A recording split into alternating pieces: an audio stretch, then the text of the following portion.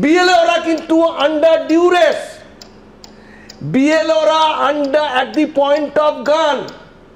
ওনার কথা শুনেই তো বুঝতে পারলে, আমি তো বুঝতে পেরেছি উনি কিন্তু প্যানিক স্ট্রিকেন হয়ে আছে। আবার এই কোথা থেকে আমরা তো শুনেছিলাম সুমন পোলিং এজেন্ট আছে, আবার এই বুথ লেভেল এজেন্ট কবে থেকে শুরু হলো?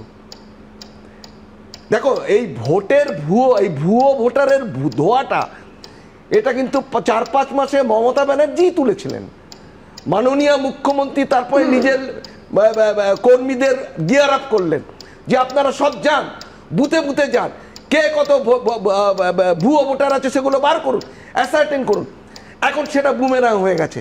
আজকে রাহুল গান্ধী বড় বড় কথা বলছেন, সব সমান। আজকে কিন্তু তোমার দেখো, আমি তোমার যেটা বলতে চাইছি, আজকে কিন্তু প্রত্যেকের শিরে সংক্রান্তি।